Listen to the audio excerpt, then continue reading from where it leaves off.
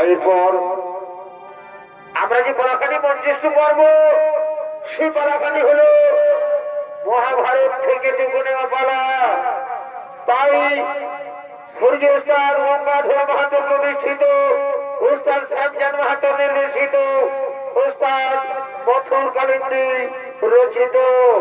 তাই পালা রচয়িতা পালা নাম রেখেছেন দ্রৌপদীর বস্ত্র হরণ হইতে মহাবলী ভীম হস্তে দুঃশাসনের রক্তপাত।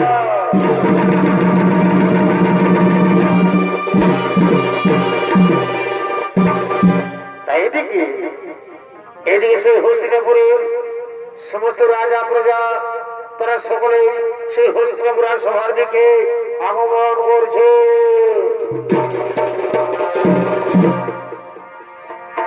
বিশ্বদেবা দ্রোণাচার্য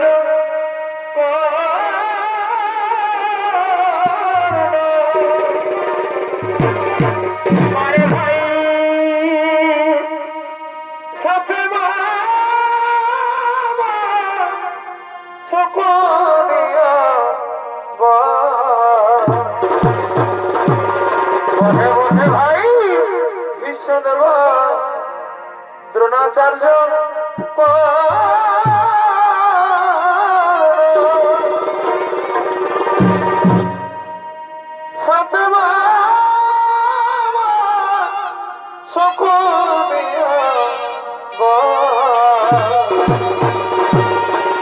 কেমন করা হয় এ ভাই পাশা খেলায় জয়ী রাজা আজকে পাশা খেলায় জয়ী রাজা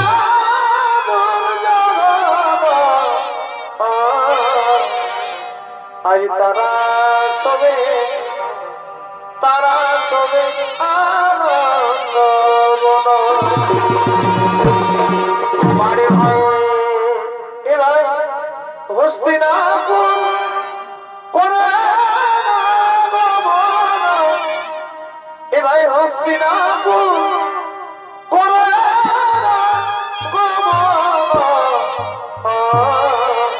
বাড়ি বা আজ তারা সবে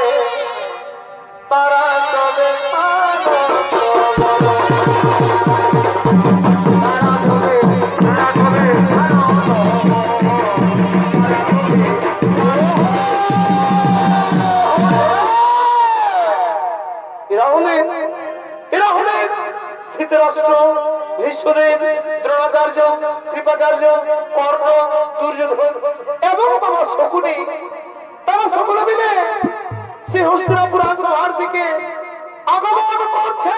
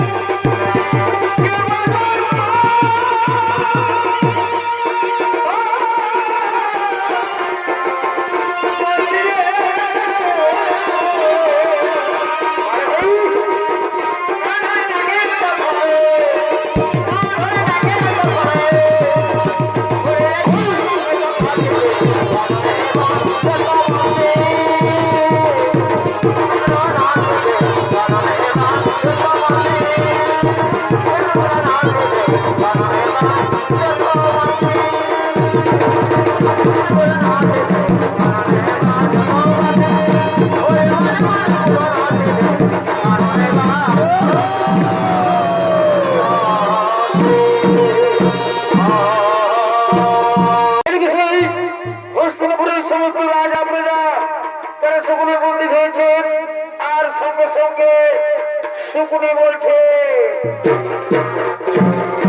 প্রিয় ভাগ্নে দুর্যোধন, প্রিয় ভাগ্নে দুর্যোধন, যা ভাগ্নে, যা তুমি সেই পঞ্চপাণ্ডবদের, সেই পঞ্চপাণ্ডবদের তার সর্বম করার জন্য এই রাজসভার মধ্যে ডেকে নিয়ে এসো ভাগ্নে।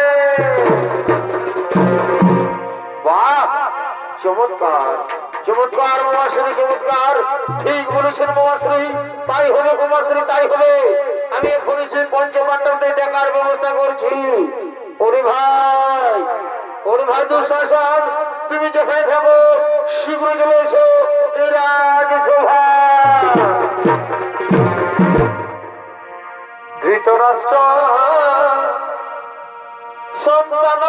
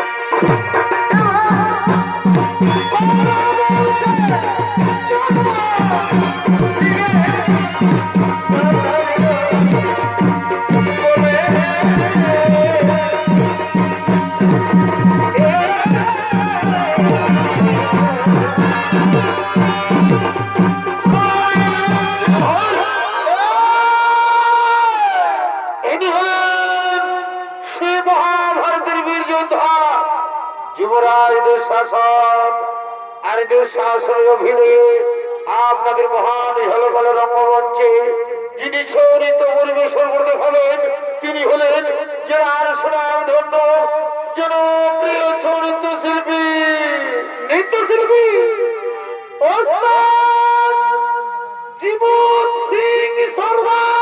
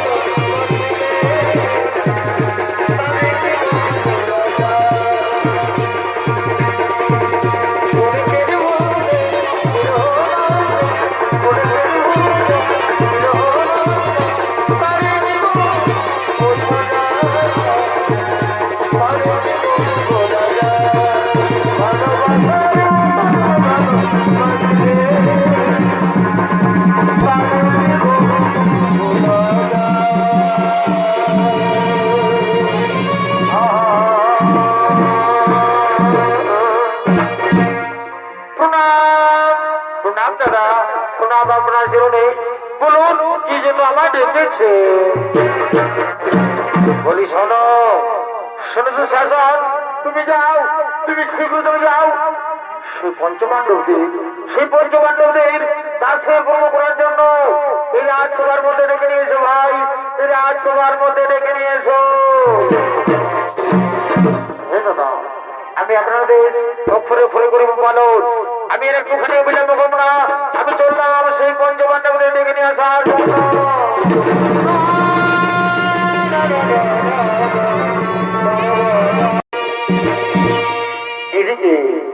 এদিকে সেই পঞ্চপাণ্ডব তারা যে ভয় হেরে দুর্যোধনের নির্দেশে ছুটে চলেছে সেই হস্তিনাপুর রাজসভায় আপনাদের মহান রঙ্গমঞ্চে।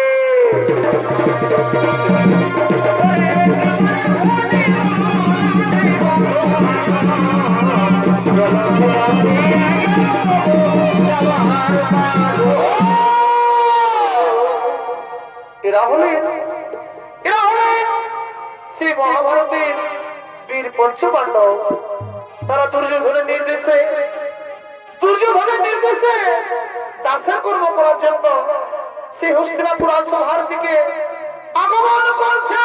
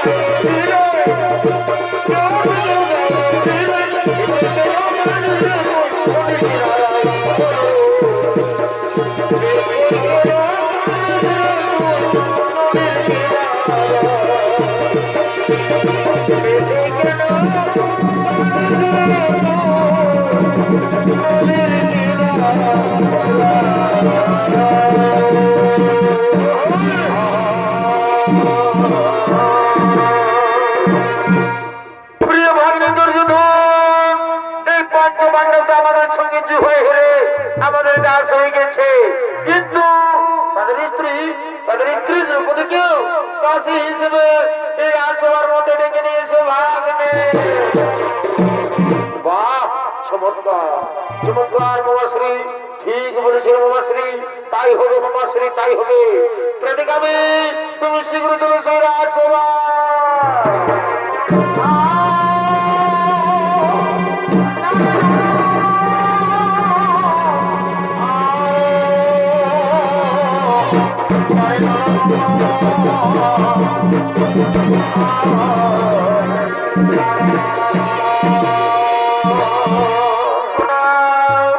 প্রণাম যুবরাজ, প্রণাম আপনার জন্য। বলুন কি জন্য আমায় ডেকেছে? শোনো শোনো বেতগামী, তুমি যাও, তুমি শীঘ্র চলে যাও সেই দ্রৌপদীর কাছে, তাকে জানিয়ে দাও যে দুর্যোধন তোমাকে জুহা জিতেছে। তাই তোমাকে বিলম্ব করো না, তুমি শীঘ্র চলে যাও সেই দ্রৌপদীকে ডেকে নিয়ে সেই রাজসভায়। এই যুবরাজ, যুবরাজ, আমি আপনার কথা মতোই আমি চললাম সেই দ্রৌপদীর কাছে।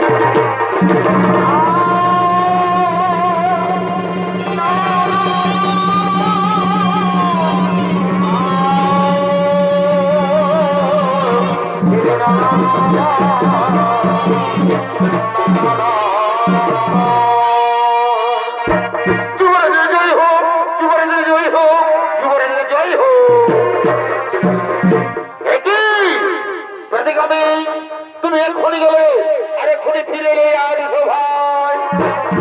যুবরাজ, যুবরাজ, আমি গিয়েছিলাম সেই দ্রৌপদীর কাছে, কিন্তু একই প্রতিকামী এভাবে তোমার মুখ হঠাৎ করে বন্ধ হয়ে গেল কেন? কি হয়েছে প্রতিকামী? সত্যি ঘটনা আমার কাছে খুলে বলো।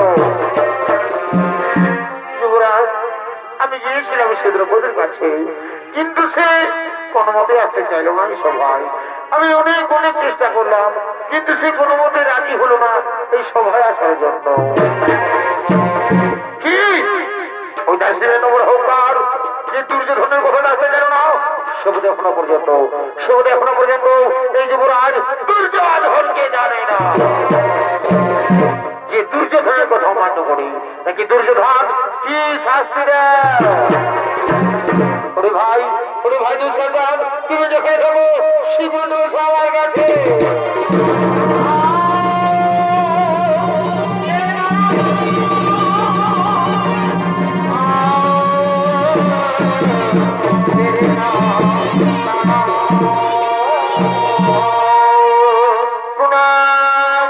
প্রণাম দাদা, প্রণাম তুমি তরুণী। বলুন কি জন্য আমাকে আবার ডেকেছে? হে দুঃশাসন, তোমাকে আমি আবার ডেকেছি। তুমি কি জানো দুঃশাসন, সেই দ্রৌপদী নাকি আমার কথাটা আসতে জানে এই সভায়। আমি তার জন্য তোমাকে ডেকেছি দুঃশাসন, আমি তার জন্য তোমাকে ডেকেছি। শোনো দুঃশাসন, তুমি যাও ভাই, যাও তুমি নিজে গিয়ে ওই অহংকারী নারী ওই দ্রৌপদী চুলে টানতে নিয়ে সেই সভায় তাকে জানিয়ে দাও যে দুর্যোধন তাকে জুহা জিতেছে। হে দাদা, আমি তো পূর্বে বলেছি আমি আপনাদের আমি একটুখানি বলে যাবো না। আমি ঘুরে দ্রৌপদী চুলে টানতে নিয়ে আসবো সভা।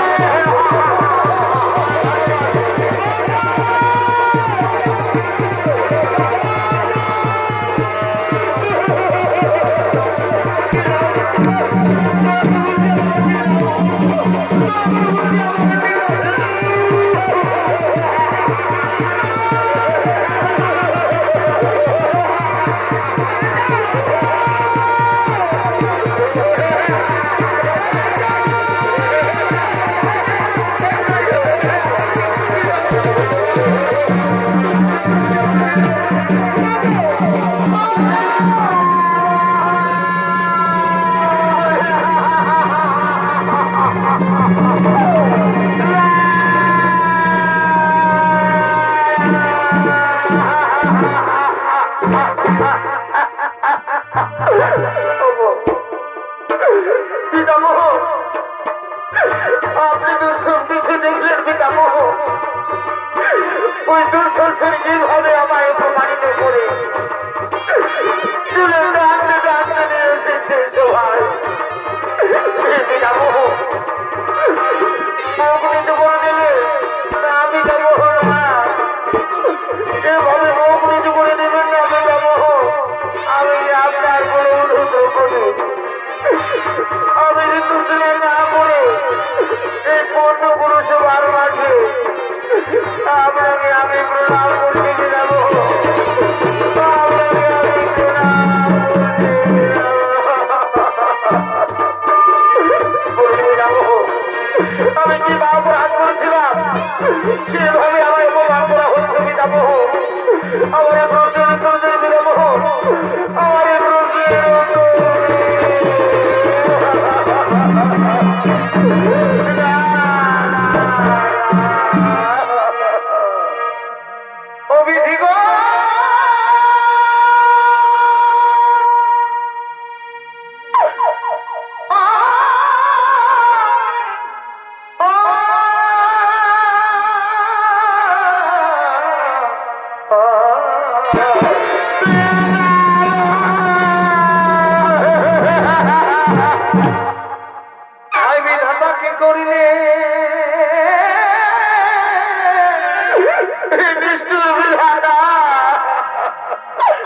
কেন দুঃখ দিনে তুমি জীবন না দিলে কেন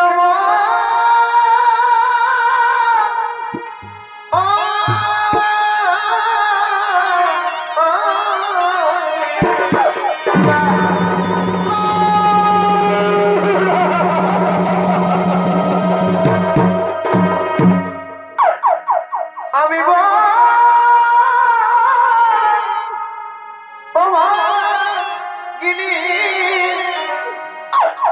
আমি দক্ষিণে ভগবান তুমি লজ্জা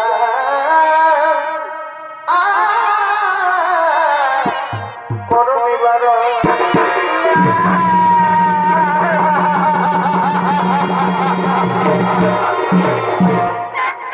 পারি না, আমি অপমান সহ্য করতে আমি আর পারি না।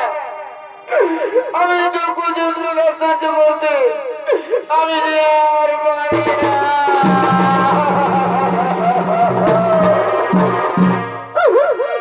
তুমি বীর পঞ্চপাণ্ডব আমার স্বামী ভগবান আজকে মুখে শব্দ নাই শুনে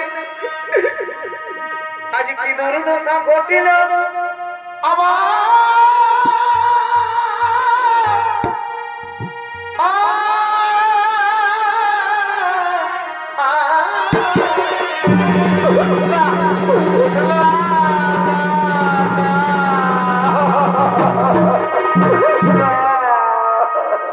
তবে আজকে এই সভার মাঝে আমি বড় মরি লাগে তুমি ঠিক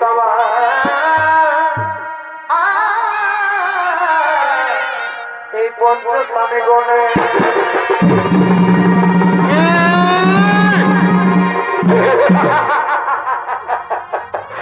কি বলে সুন্দরী তোমার এই পঞ্চপাণ্ডব স্বামী? না না না না না না না না না না, শোনো সুন্দরী, তোমার পঞ্চপাণ্ডব স্বামী তোমাকে রক্ষা করতে পারবে না। কারণ তুমি কি জানো সুন্দরী, তোমার এই পঞ্চপাণ্ডব স্বামী না আমাদের সঙ্গে জিহাই হেরে আমাদের দাস হয়ে গেছে। জানো সুন্দরী, তোমার এই পঞ্চপাণ্ডব স্বামী কি করেছে? তোমার এই পঞ্চপাণ্ডব স্বামী না আমাদের সঙ্গে জিহাই তোমাকেও হেরে গেছে।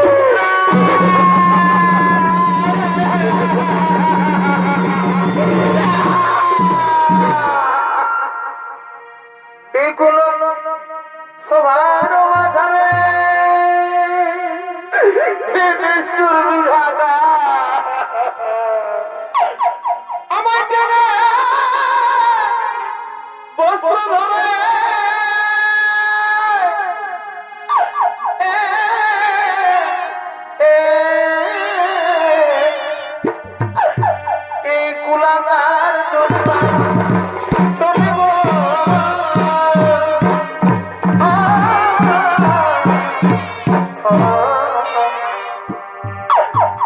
রক্ষা করো কোন গো রক্ষা করো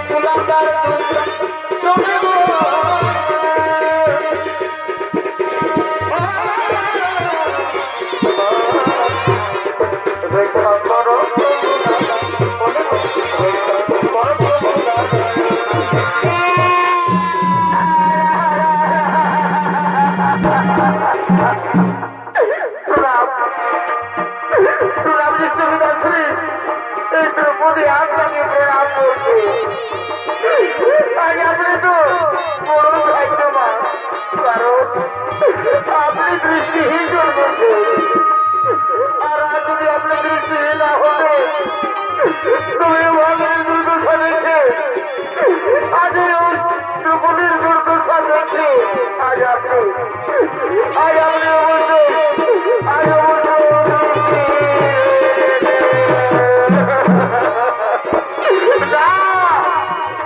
না পুত্রী না তুমি আমাকে এভাবে বলো না পুত্রী তুমি আমাকে কিছুই বলো না পুত্রী কারণ জানা পুত্রী অজুরের হর পা থাকার সময় আমাকে কিছুই বলেনি এবং যদি ছিল পা থাকার সময় আমাকে কিছুই বলেনি তাই পুত্রী তুমি আমাকে কিছুই বলো না পুত্রী তুমি আমাকে কিছুই বলো না তুমি আমাকে কিছুই বলো না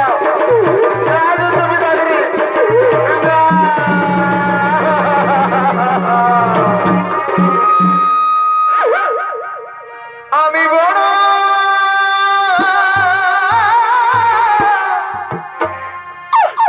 ও ভাগিনী দয়া আমার দুঃখে সীমানা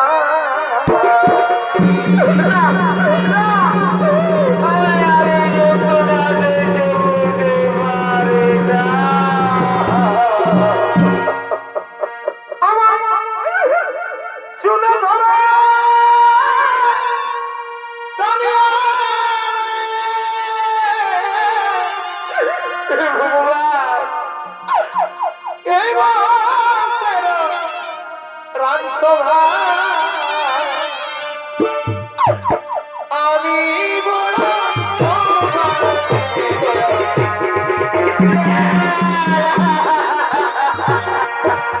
আমি বড়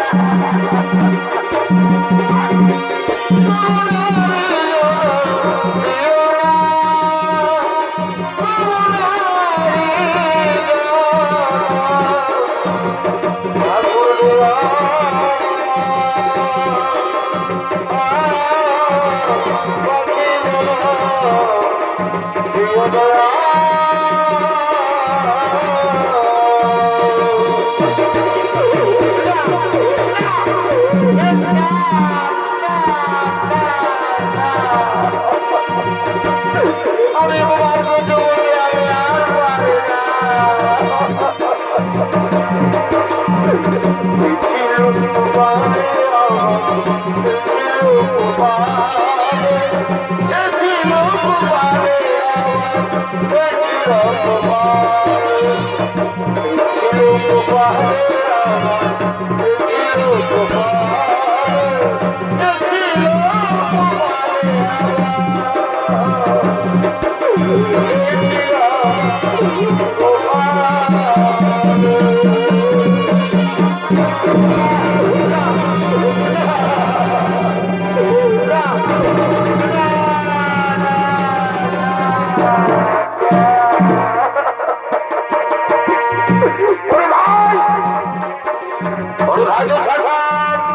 আমরা এখানে কোনো পান্না করে শুনতে আসনি। তুমি যাও এই দ্রৌপদীর বস্ত্র টেনে তাকে নির্বস্ত্র করে এই সভামণিটাকে উলঙ্গ করে দাও। যাও, যাও। যাও, যাও, তুমি ধৈর্য ধরো। সবাই যাও, শান্ত হয়ে যাও। তুমি শান্ত হয়ে যাও। যাও,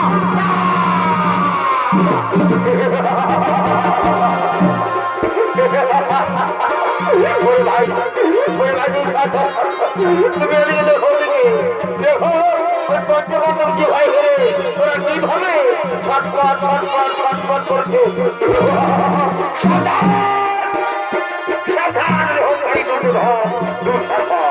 আমি তোমাদের বারবার করে সাবধান করে দিচ্ছি, আমি তোমাদের বারবার করে সাবধান করে দিচ্ছি। এই সতীর গায়ে, এই সতীর গায়ে হাত দেবি না। তোমার হাত আমি ভেঙে দেবো। ছোট মুখে বড় কথা, আরো বড় কিনা হাত ভেঙে দেবে। সে দুর্যোধনের আরে দুঃসাহস হলে তুমি হাত ভাঙবে। তোমাদের বাহুদের ছুটি তাই না? আরো কি বলছো ভীম? তোমাদের স্ত্রীকে তোমরা সত্যি বলছো? সত্যি? শোনো ভীম, সত্যি কাকে বলে তা বলবে তোমরা জানো না। যে নারী 5 পা স্ত্রী হয়ে যাবে, যে নারী 5 পা স্ত্রী হয়ে যাবে, সেই নারী কোনোদিনও সত্যি বলা যায় না। তুমি তোমরা জানো তাকে বলে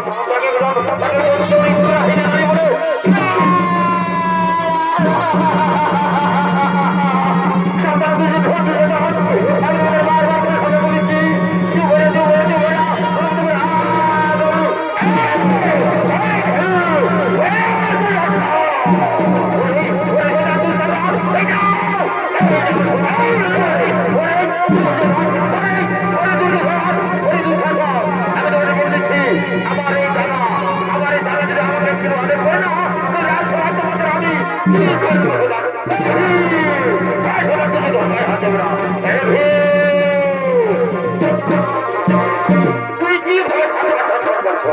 শয়তান, তোমার বাহুদের শুনতে তাই না? আরো আরো আরো আমায় গোটা দেখাচ্ছো। এই গোটা শয়তান, তুমি যেভাবে বিবাহ হেরেছো সেভাবে দাসের মতো নিজের জায়গায় বসে যাও। শয়তান, যাও, বসে যাও, বসে যাও। শয়তান, বসে যাও, বসে যাও। সাবধান দুর্যোধন।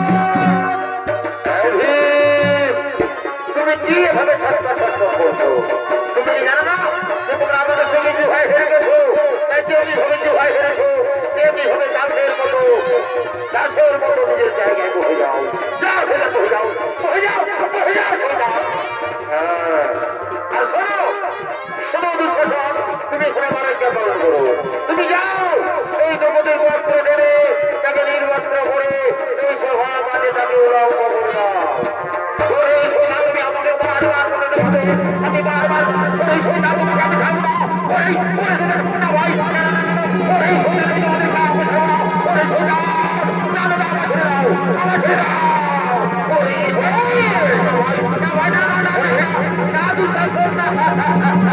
শাস্তি, শাস্তি, শাস্তি।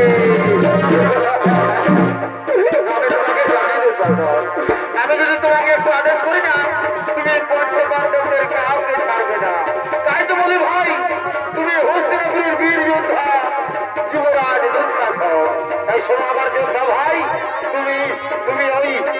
পাঁচের পাণ্ডবের দিকে না তাকিয়ে তুমি এখন আমার রাজ্য পালন করো। তুমি যাও এই দ্রৌপদীর বস্ত্র টেনে তাকে নির্বস্ত্র করে এই সভাপতি তাকে উলঙ্গ করে দাও। দেখি আমি তাকে কি হয় দেখেছি তাকে এই সভা মাঝে নগ্ন কেমন লাগে রে। তাকে উলঙ্গ করে দাও দুর্যোধন, এই দ্রৌপদীকে উলঙ্গ করে দাও। এই দাদা আমি তো পূর্বে বলেছি আমি আপনাদের আমি একটু ঘরে ফেলে বলবো না, আমি এখনই এই দ্রৌপদীর বস্ত্র নিয়ে তাকে নির্বস্ত্র করে আমি উলঙ্গ করে দেবো।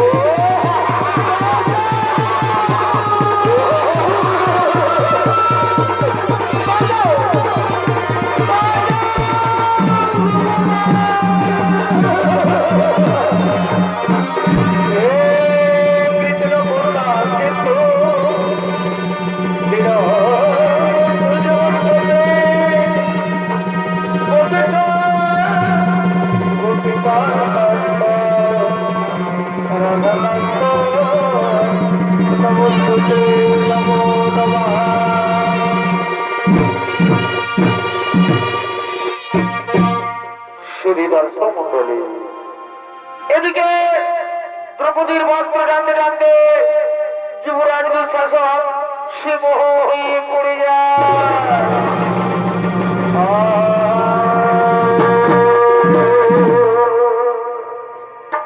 কারণ সত্যযুগের বীর গর্ভমণি গঙ্গার জলে স্নান করছিলেন। এমন সময় সে গর্ভমণি গঙ্গার জলে স্নান করতে করতে তার গায়ের বস্ত্র জলের মধ্যে ভেসে যায়। সেই সময় গর্ভমণি সে জলের মধ্যে উলঙ্গ অবস্থায় দাঁড়িয়ে রয়েছিল। তার বাঁচার কোনো উপায় ছিল না। সে লজ্জায় সে অপমানে কিছুতেই জলের থেকে উঠতে পারেনি। কিন্তু ভগবানের লীলা এমন সময় সেখানে দ্রৌপদী উপস্থিত হয়। সেখানে দ্রৌপদী পৌঁছে দেখতে পাই যে গর্ভমণি জলের মধ্যে উলঙ্গ অবস্থায় দাঁড়িয়ে রয়েছে। সেই সময় দ্রৌপদী নিজে তার একখানা বস্ত্র দিয়ে সেই গর্ভমণিকে জলের থেকে উদ্ধার করেছিল। গর্ভমণিকে বস্ত্র দিয়ে তার লজ্জা নিবারণ করেছিল। সেই সময় গর্ভমণি এই দ্রৌপদীকে প্রাণ ভরে আশীর্বাদ দিয়েছিলেন। তাই শুনে সমুদ্রী আর সেই গর্ভমণির আশীর্বাদে আর সে নারায়ণ এসে আর সে কৃষ্ণ ভগবান এসে দ্রৌপদীকে বস্ত্র দিয়ে তার লজ্জা নিবারণ করেছে।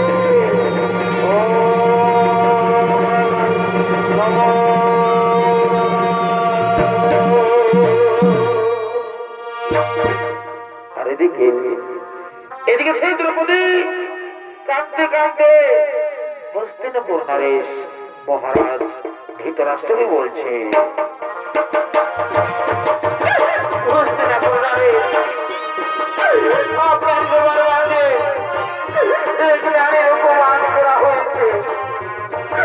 যে নারী আজ কখনো কোনোদিনও সূর্যের প্রকাশ পর্যন্ত দেখেনি, সে নারী আজ নিজের ঘরে নিজের রাজসভায় পিতামহ গুরুগ্রাম পুরোপুরি বাজারকে থাকার পরে আমার এই বস্ত্র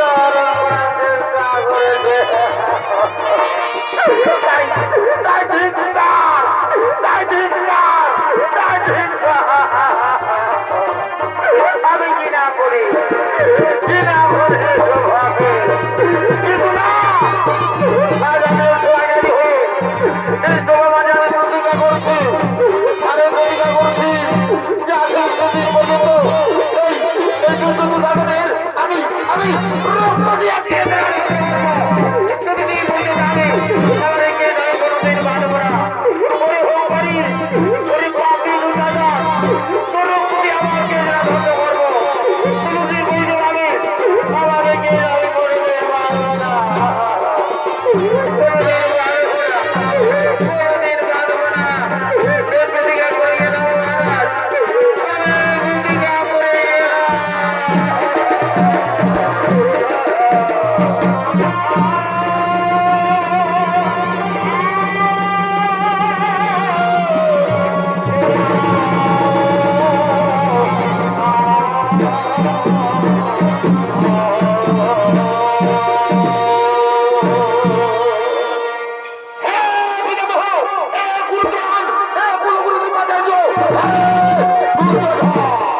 আমি পাণ্ডুপুত্র, আমি হস্তিনাপুরের সমাজে হস্তিনাপুরের সমাজে আমি প্রতিজ্ঞা করছি, এই প্রতিজ্ঞা করছি যে আজ থেকে দিন পর্যন্ত এই অহংকারী, এই পাপী, এই আমি রক্তপাত না করতে পারি ততদিন পর্যন্ত আমি আমার পূর্বপুরুষের আমি কোনোদিন মুখ দেখাবো না। আমার পূর্বপুরুষের আমি কোনোদিন মুখ দেখাবো না। আমি আমি আমি পাণ্ডুপুত্র। আজ আমি সভা থেকে আজ আমি প্রতিজ্ঞা করে গেলাম। আজ আমি প্রতিজ্ঞা করে গেলাম।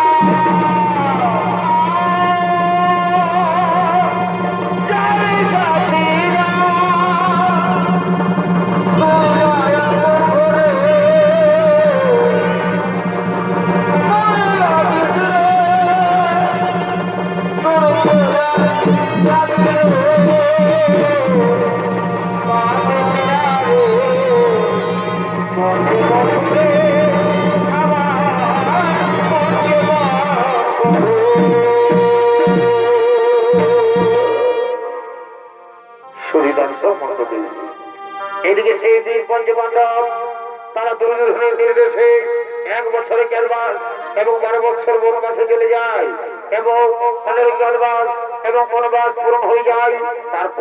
তারপর এদিকে গৌরব পক্ষ আর অন্যদিকে পাণ্ডব পক্ষ তারা সকলে চলেছেন যুদ্ধ করার জন্য সেই রণভূমি থেকে আপনার মহান রঙ্গমঞ্চে।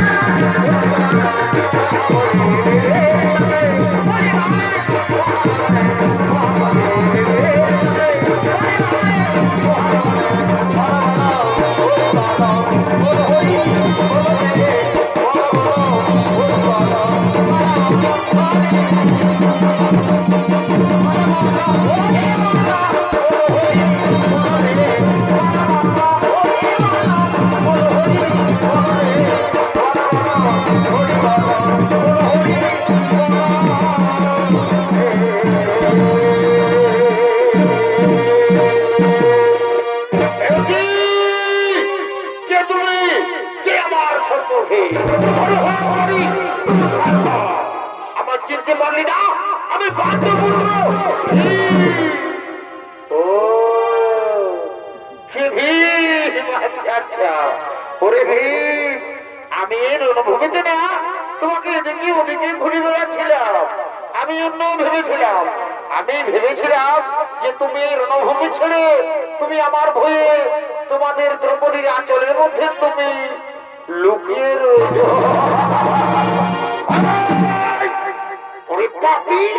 আমি তোমার ভয়ে লুকিয়ে রয়েছি। মনে পড়ে শোনার কথা, আমরা পঞ্চপাণ্ডব সামনে থাকার পরেও আমাদের পাঞ্চালীর বস্ত্র হরণ করার চেষ্টা করেছিলি। সে পাপির প্রতি তুমি তৈরি হয়ে যাও। আজ আমার হাত থেকে তোমাকে কেউ রক্ষা করতে পারবে না। তাই ধরাত্র করার এই গোদা দিয়ে তোমার আমি আজ বলি বলিব।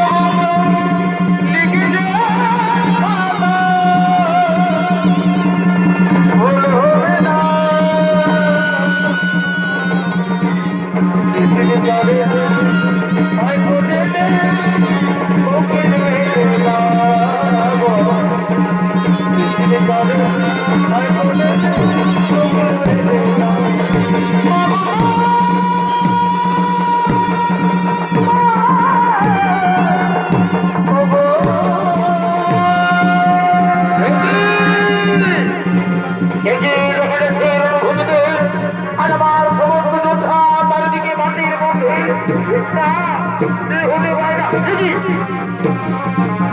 বোমা স্ত্রী বলে দিতে রাখছে তাহলে কি আমার বোমা স্ত্রী যুদ্ধে পরাস্ত হয়েছে? আমার বোমা স্ত্রী কোনদিন যুদ্ধে পরাস্ত হইতে আর হবে না, সে বোধহয় অন্য কেউ। আমি যাই, কিন্তু না, আমি আরো কাছে যাই, আমি যাই, আমি আরো কাছে যাই, আমি আরো কাছে যাই, আমি আরো কাছে যাই।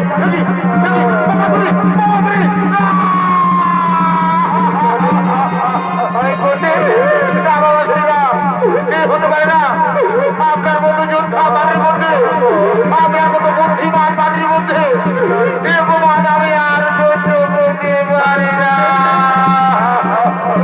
কিন্তু না, আমি তো বীর সন্তান, আমি যুদ্ধ করবো। কোথায় এই পঞ্চপাণ্ডব? ওরে শয়তান, আমি তোমাদের কাউকে ছাড়বো না। পরাস্ত করো। এই শয়তান, ওরে পাপী, আমি এদিকে আছি, চলে আসো না। পরাস্ত করো। হ্যাঁ, চলে আস।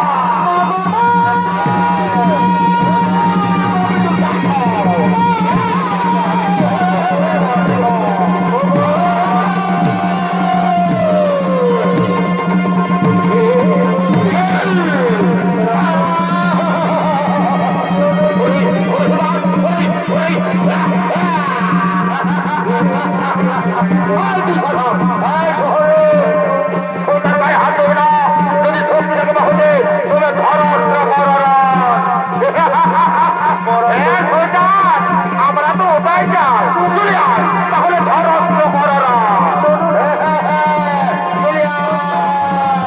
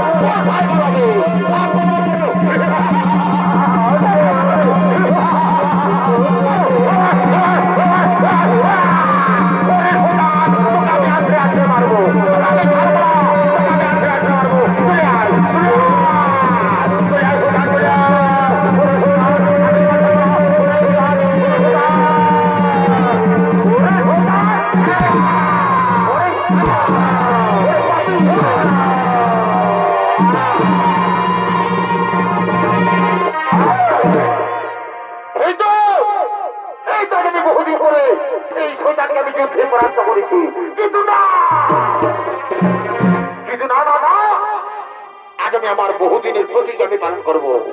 এই সেখানে ছাড়ি দিলে আমি রক্ত পালন করব। ওরে পাপী, মনে পড়ে সেই আর সবার কথা। আমি তোমার ছাড়বো না সোতাম, আমি তোমার ছাড়বো না। ওরে পাপী, ওরে সোতাম, ওরে হুঙ্কারি, ওরে সোতাম, আজ আমি তোমার ছাড়ি দিলে রক্ত পান করবো। রক্ত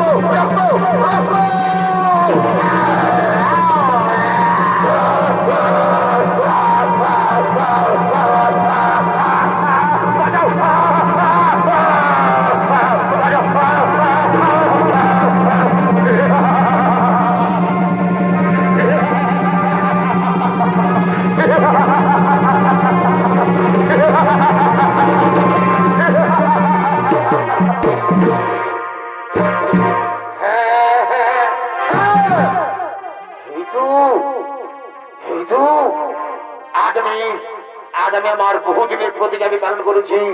এই সেখানে ছেড়ে দিলে আমি রক্ত পান করেছি। কিন্তু না,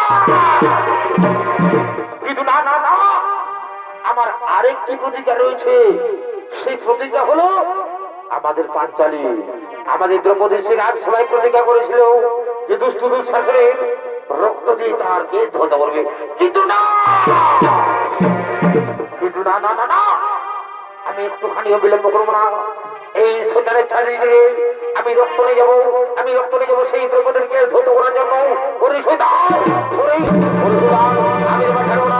ওরে শয়তান, যাও যাও।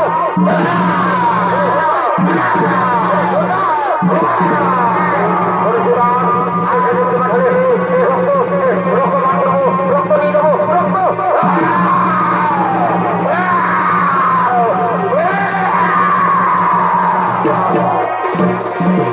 এই তো আমি একটুখানিও বিলম্ব করবো না।